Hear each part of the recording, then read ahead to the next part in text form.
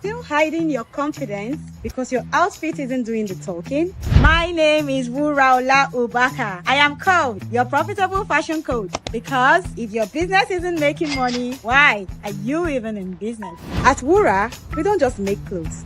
We create statements. Our timeless ready-to-wear pieces are created for the woman who walks in grace, owns her space, and turns heads effortlessly. And if you are a fashionpreneur struggling to turn your talent into real income, especially if you are stuck in bespoke and want to transition to ready-to-wear, the Profitable Fashionpreneur Academy is your next step. We teach fashion creatives how to structure, scale, and sell profitably. From the woman who wears it to the woman who makes it. Confidence and profits go hand in hand. Wura dresses you. The PFA builds you. So come, join the movement. Wear confidence and build profits with Wura and the Profitable Fashionpreneur Academy. Welcome to another episode of Fashionpreneurs Friday Live. So every Friday we come here and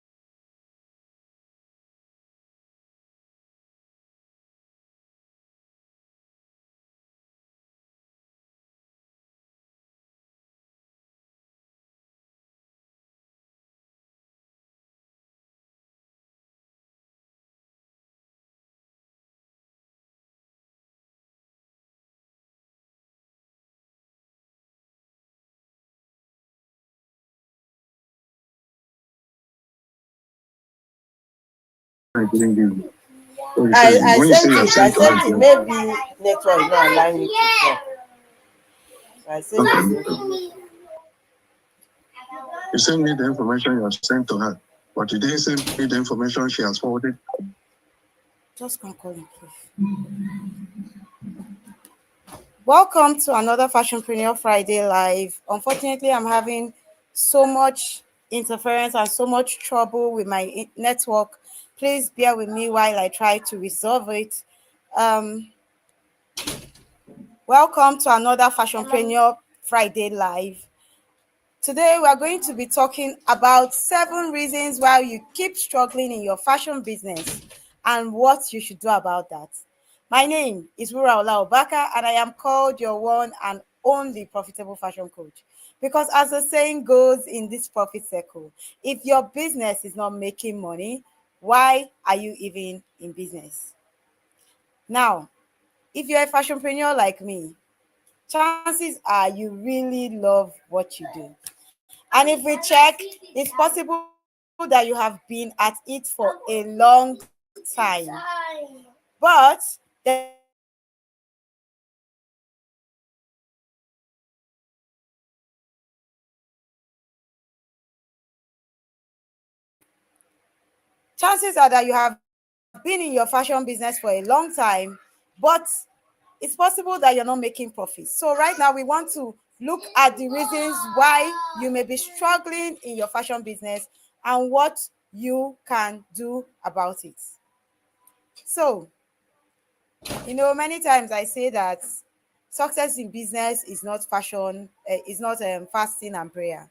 So yes, you need God, you need a superior being, but beyond that, you actually need a plan.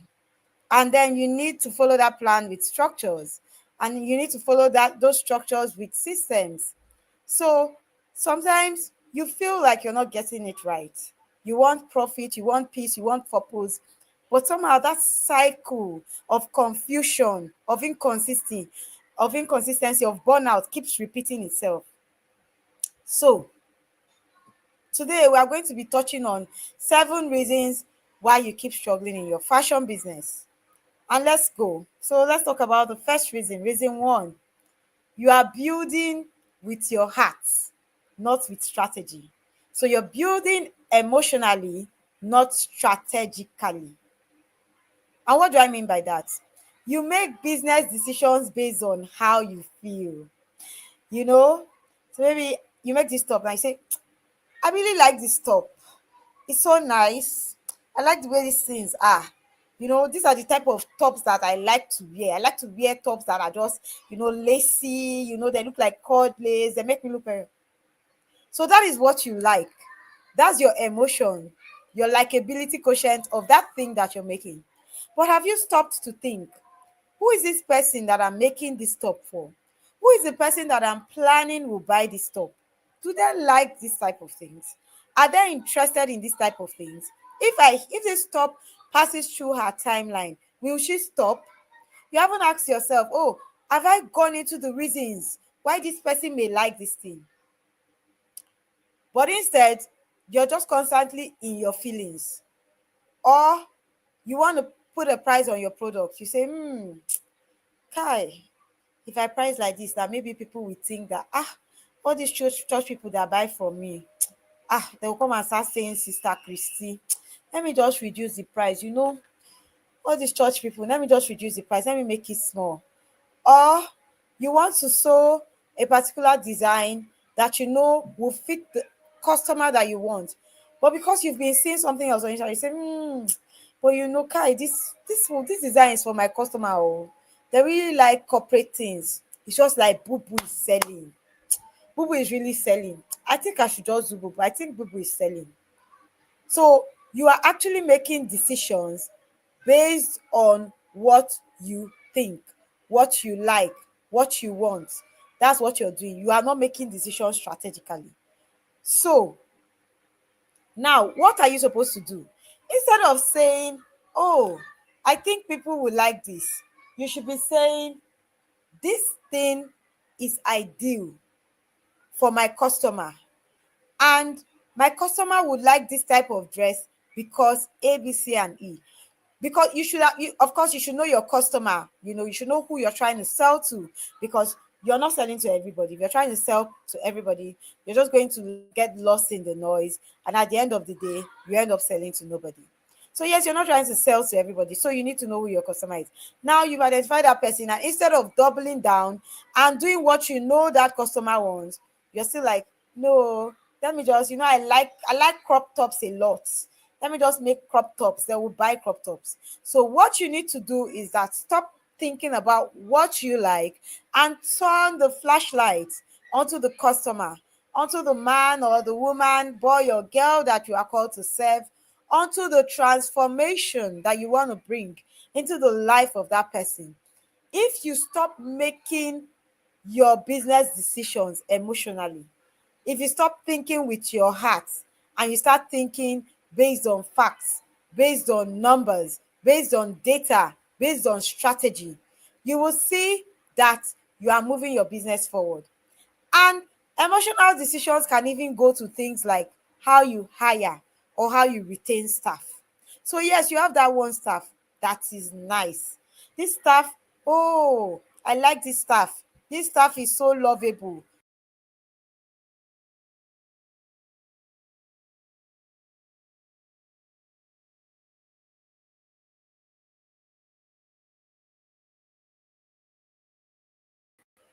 I think I was lost for a while. Yeah, so you say this staff is so lovable, it's so nice. I like the way this but you know that staff is incompetent.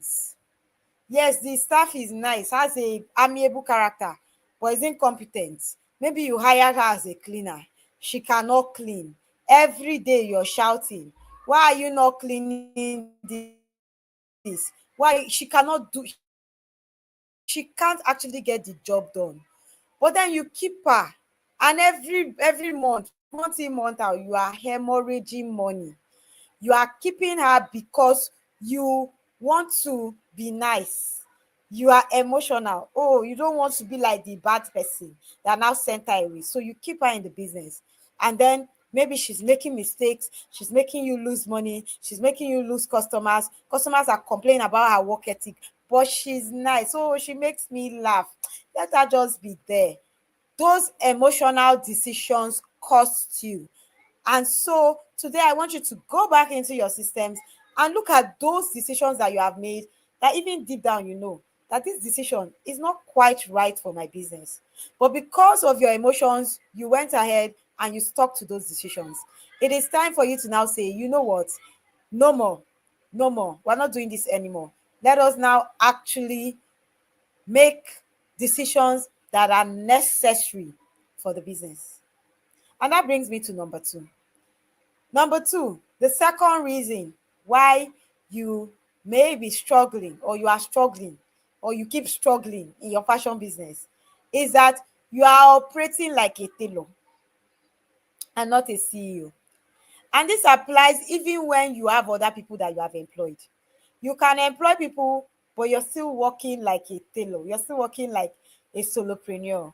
You are doing everything on the ground. So you are the one that is going to market. You are the one that is cutting the clothes. You're the one that is sewing. You're the one that you are so buried in production that you cannot think like a CEO. You have not freed up your time and your brain space to allow you think of the strategies that can help you move your business forward. So because you are in tailor mode, you are not able to move to CEO mode. Because what CEOs do is that they look for systems that can help them buy their time back, while tailors actually just keep sewing. They sew one thing after the other. They're not looking at the big picture. They're just looking at the next meal. They're looking at the next customer. But CEO is looking at the big picture, the picture of 5 years from now, the picture of a year from now, the picture of this quarter and next quarter. So if you are thinking like a tailor and you are acting like a tailor and you're stuck in production mode rather than being in leadership mode, it will be hard for you to move from designing to actually leading. And if you are not a leader in your business, if you are the doer, you will not have time to think. It's actually that freeing of your brain space that helps you to be able to sit down and actually strategize for your business. So you need to be able to now put in structures in place that buy your time back, that buy your freedom back, that buy your ability to sit back and look at the big picture, not the next dress, not the next customer, but look at the big picture. So the first reason why you may be struggling is that you are building emotionally and not strategically. And the second is that you are operating like a tailor rather than operating like a CEO. So let's move to the third reason. You do not have a model that is replicable. So you do not have a system by which you can replicate the things you do. Let's take an example. You have a customer bringing in an order. And this applies whether you're a bespoke dressmaker, so you collect clothes from people and sew for them, or you're a ready-to-wear dressmaker. So you have a customer bringing in an order. And every time a customer brings in an order, the process is different. Okay, today, Nkiru can collect the order. When Nkiru collects the order, she will keep the wrapper for you until you come. When you come, you now look at the wrapper. You now decide, should we sew this thing? Okay, maybe we will do it later. And then tomorrow, another person will do another thing. You will also, so you don't have a system. But if you had a system whereby today someone brings the wrapper, Nkiru is the frontline manager who collects the wrapper.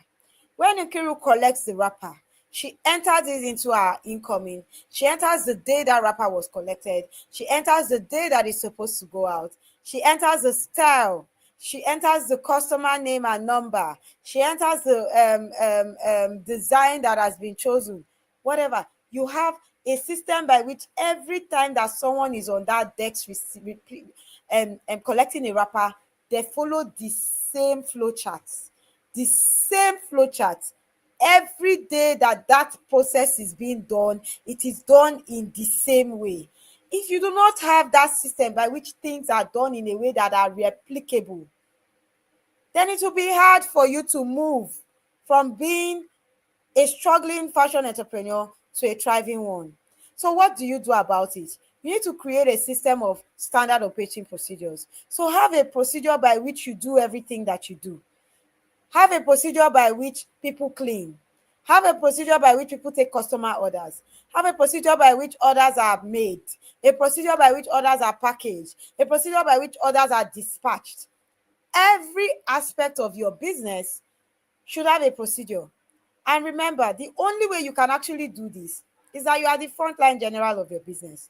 So number one, you need to know how the flow chart, how things function in your business, how the process happens in your business. It is only when you know how the process happens in your business that you're now able to create a system around that thing that you know. And that's why I say fashion CEOs need to invest in knowledge. They need to know how to do every aspect of their business, because it is only when you know how to do your business that you can create a system around it.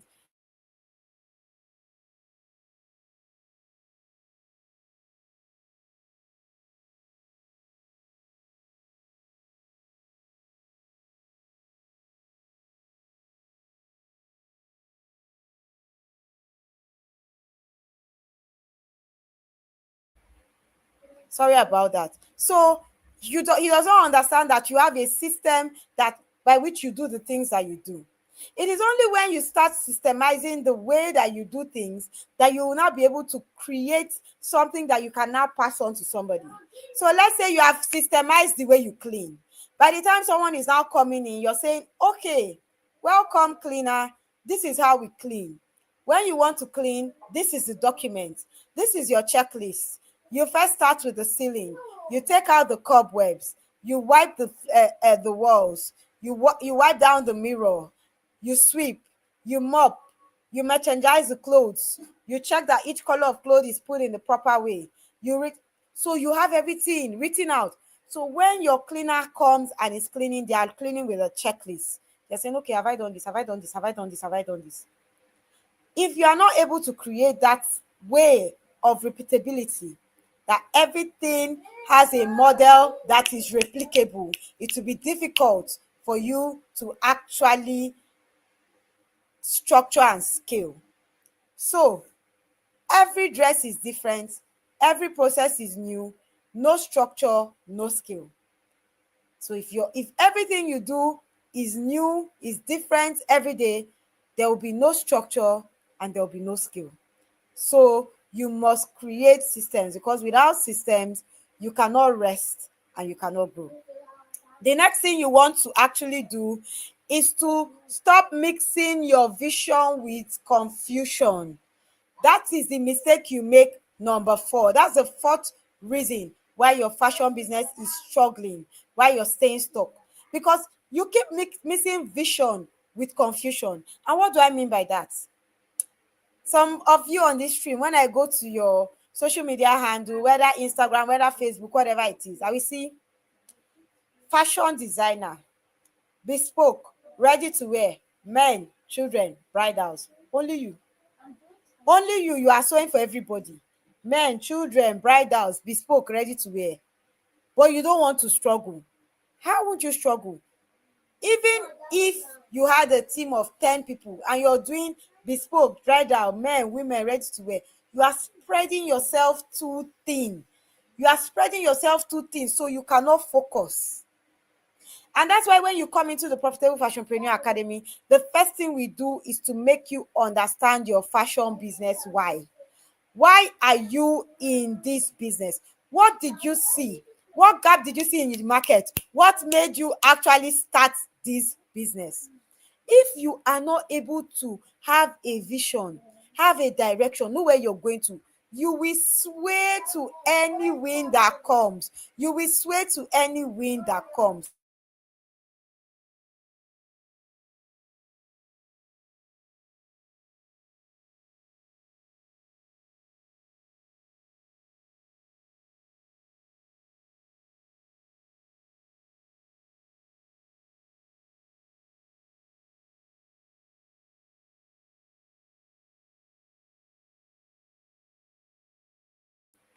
So you keep doing the same thing over and over. Apologies, I actually have my children here. So I'm trying to regulate their noise. All right. So you keep mixing everything you want to do. So I said that is why when you come into the academy, the first thing you do is to know your why. Why are you in the academy? Why are you in business? What are you doing? What are you ready to do? What brought you into the business? If you cannot map out your why, okay, I saw this gap in the market. I always struggle to find workwear that makes sense. And every time I go to buy workwear, I see Turkey clothes and they are so expensive compared to the quality of materials they are using. And I also have friends that have been struggling with this thing. So I want to be able to create a line that solves this problem of workwear for women who are in their 35 to 40, women who are mid-level, mid-management. That was the gap you saw. That was why you entered the market. You now entered the market. You now went on Instagram. You saw that, top and trouser is selling. You entered there. Short set is selling. You entered there. You say, hey, bridesmaid dresses are selling. You entered there. So you have now started spreading yourself to change. You have forgotten the vision. You have forgotten the why. You have forgotten what made you start this business. And because you have forgotten it, you start struggling. You find yourself, you're trying to catch this one, is leaving. You're trying to catch this one, is eluding you. You're trying to, it's like you're putting water into a basket, it's coming out, but you're trying to hold it with your hand. How will that work? So what do you do about this? Go back to your why. Go back and ask yourself, why did I start this business? Did I start it for survival or did I start it for legacy? Because it is when you are in survival mode that you want to take anything that crosses your path. You want to do anything that they say is working, you just want to do. But when you know that your business is a legacy, you started it with a purpose in mind, you will not want to just be doing anything. You will want to be focused. You will say, no. Every time that something wants to take you, you say, no.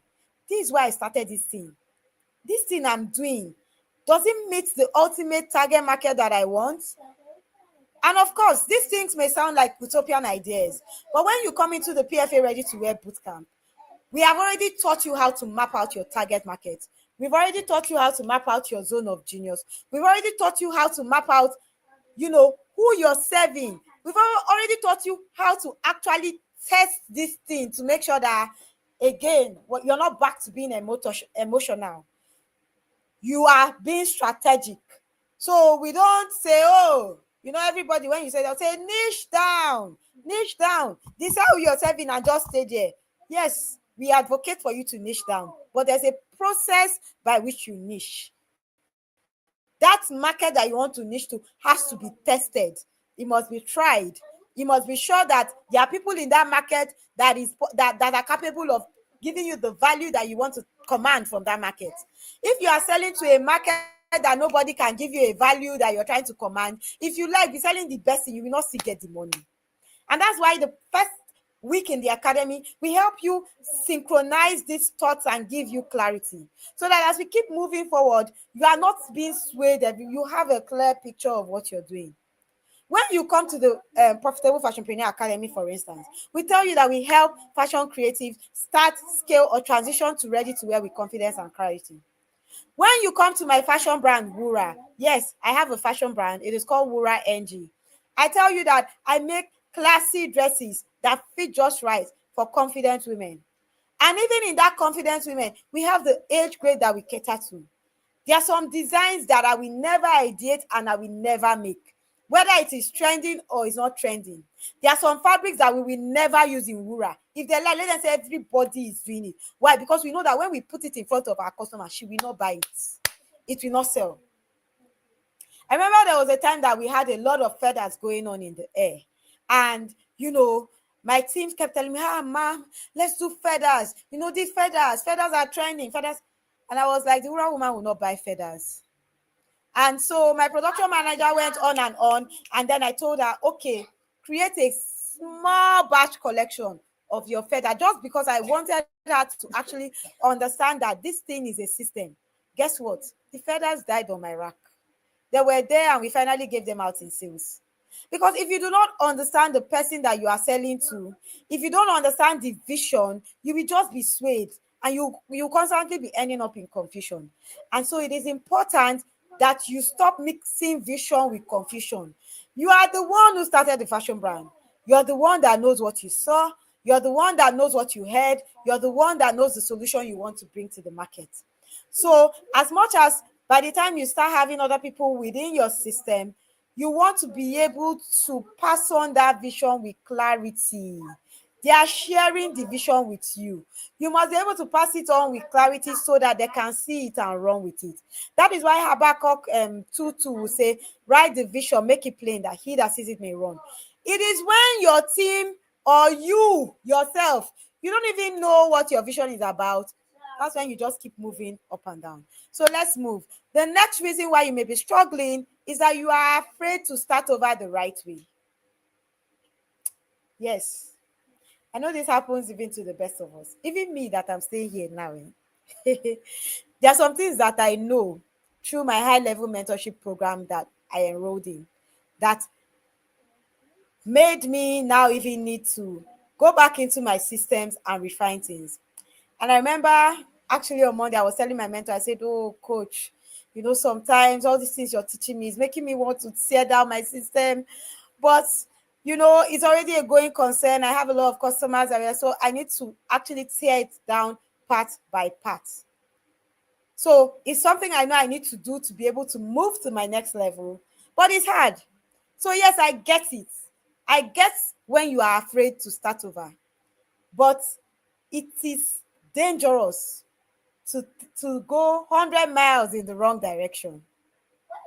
So if you see that you're going in the wrong direction and you now have superior knowledge, it's time for you to pause, reflect, and ask yourself how to start tracing yourself back. So now this doesn't mean that you just stop, close your business, go wait, say you want to go and think, you now go and spend 100 years, you now don't come back. No, that's not what it means. What it means is that when you get that superior knowledge, you pause, you look at your systems and you say, okay, how can I now transition this knowledge into my systems bit by bit, so that I can now be able to get to where I want to go to based on what I now know. Never be afraid to start again on the right path. It is dangerous to continue on the wrong path. Never be afraid to start again on the right path. Never be afraid. I know that those fears are very valid. I have been there. I have lived through them. I'm still living through them. But I also know that the difference between where you want to go to and where you are today is facing those fears. So I remember when I first wanted to transition Wura to ready to wear. So the people that are here that want to transition, I know what you feel like because I've walked in your shoes. So in fact, when I wanted to transition to ready to wear, I didn't even know that ready to wear was actually going to work better for me. I just knew that I wanted to be able to create a business that I didn't necessarily have to be there all the time, that I could also replicate the things that I made and that I could scale, that I didn't have to start making every time customer will bring cloth, I will think of how to do that cloth. That one cloth, I will go to market. That one cloth, I will look for thread. That one cloth, I will look for zip. I just knew that I was just done. I was just tired. I wanted to be able to say, oh, I'm creating this, I'm doing this batch. I buy the things for 10 dresses, same dress, 10 dresses, 10 zip, fabric for 10. I wanted to be able to do that and then now market it. So I said, okay, let's move to ready to wear.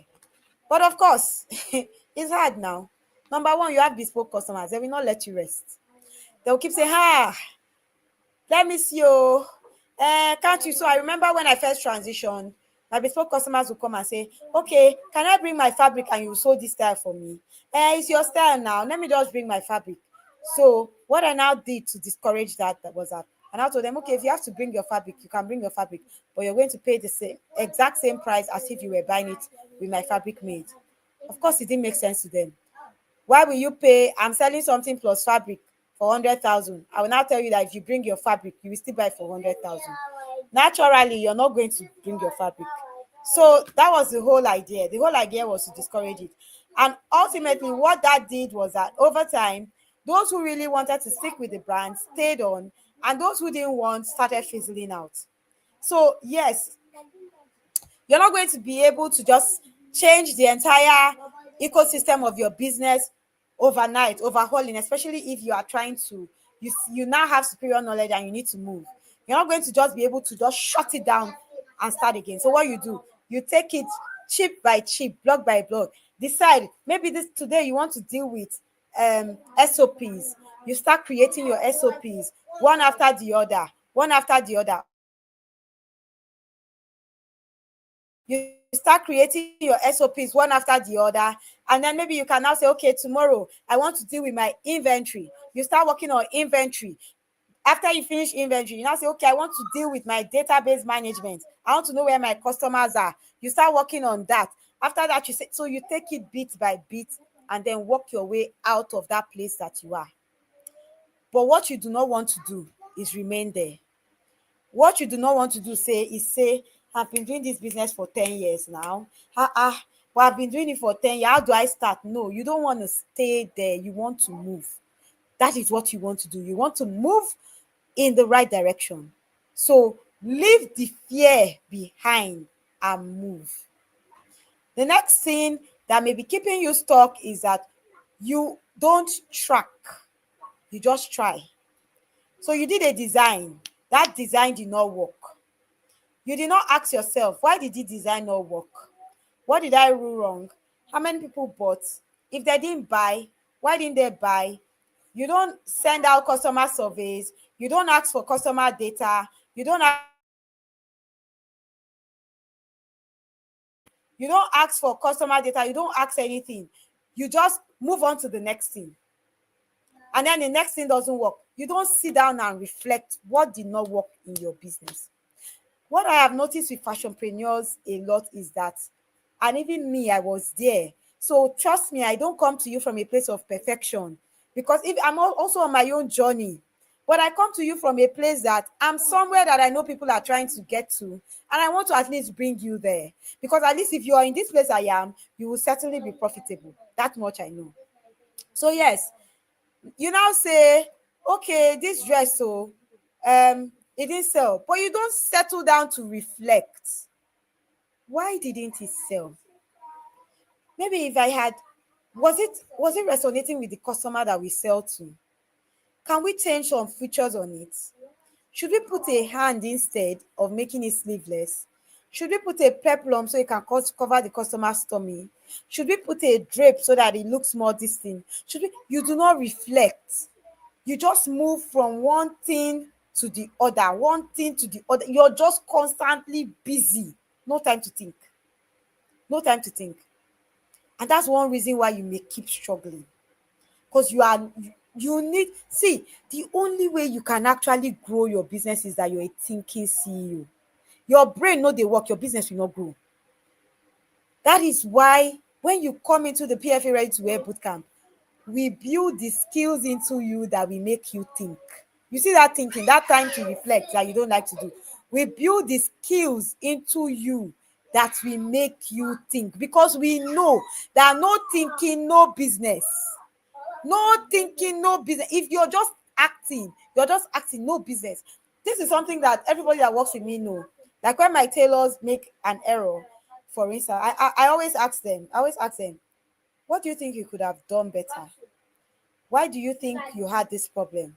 What do you think happened here? I make them reflect on what went wrong and how we can make sure that thing doesn't happen again.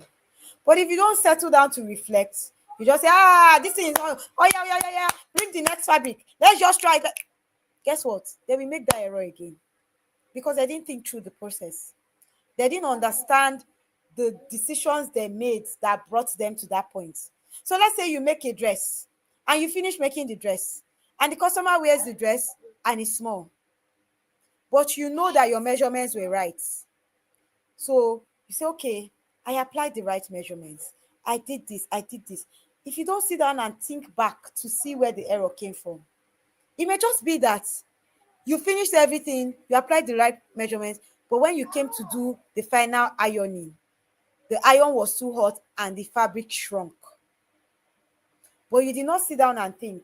So you did not realize that you needed to have pre-tested your fabric under different heats to be sure that it doesn't shrink, it doesn't wash, it doesn't fray. So you don't know that error, so you cannot now systemize it to say, okay, next time I will make sure that these things are not fraying. I will make sure that our fabrics are not washing. I'll make sure that when we pre-shrink the fabric, I'll make sure that we pre-stretch the fabric. Because you did not think through it, you will make the same mistake. So what you do not track, you cannot measure. And what you cannot measure, you cannot improve on. And that's one of the reasons why you are struggling. Because again, I say, what you do not track, you cannot measure. And what you cannot measure, you cannot improve on. If you're on this stream and I'm saying something that actually resonates with you,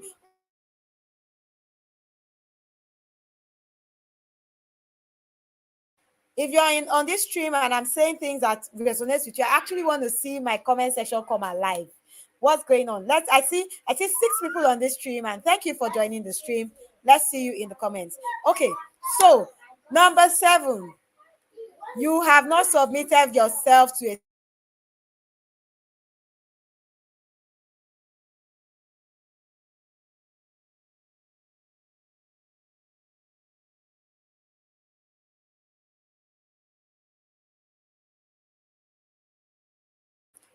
you haven't submitted yourself to a system of mentorship. So you're in business, but you're trying to do it all by yourself.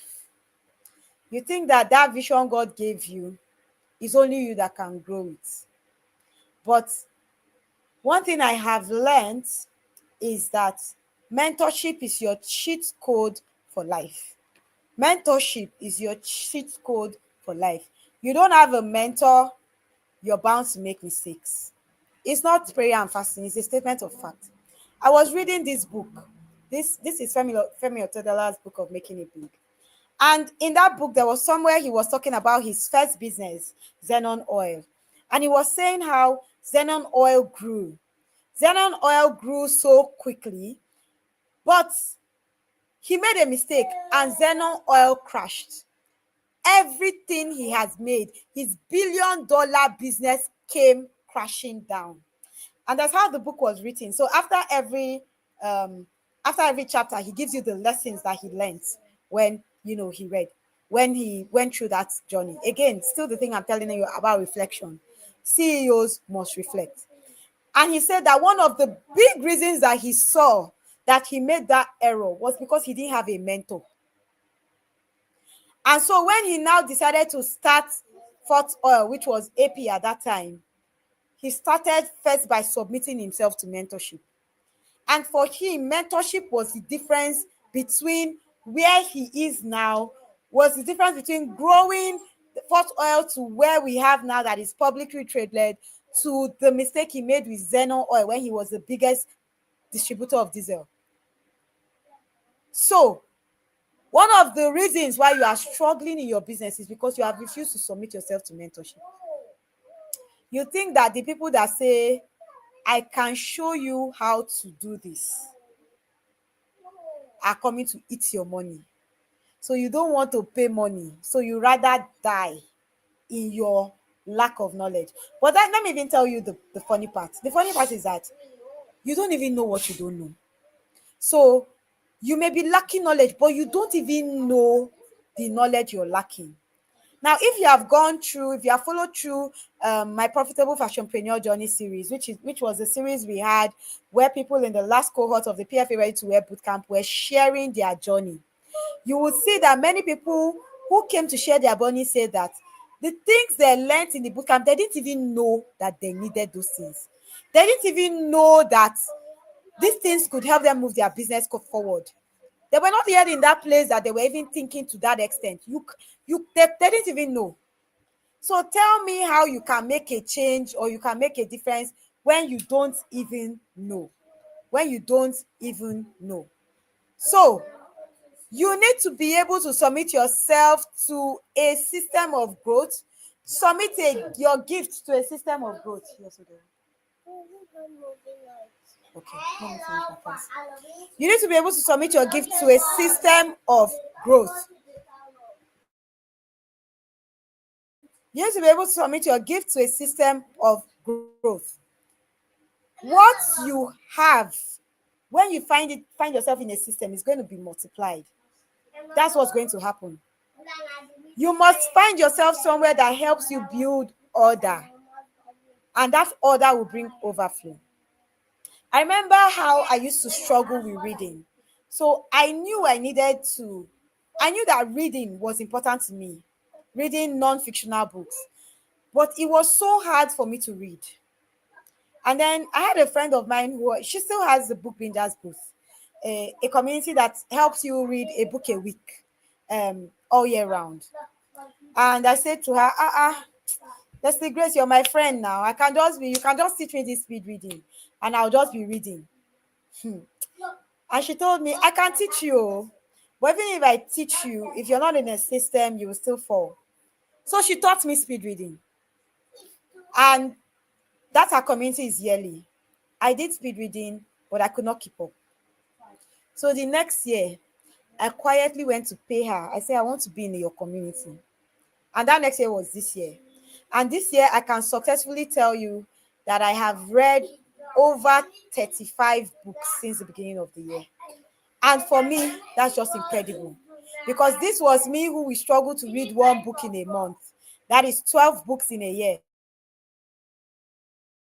Will struggle to read 12 books in a year. But because I was able to submit to a system of mentorship, everywhere around me, there's a book. I'm always reading something. If I turn my camera around for you to see my table now, it is covered in books. I always have books. I can be reading 5 books at the same time. Look at it. These are just the things on my table that I'm currently reading, my current read. So, because I was able to be in a system, it helped me create a structure around being able to read.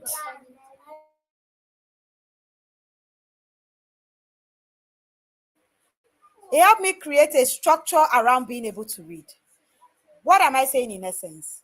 The PFA Ready to Wear Bootcamp has been created for fashion entrepreneurs who are struggling with building systems and structures that make them profitable. It has been created to help you see the practical steps that you can use to become more profitable.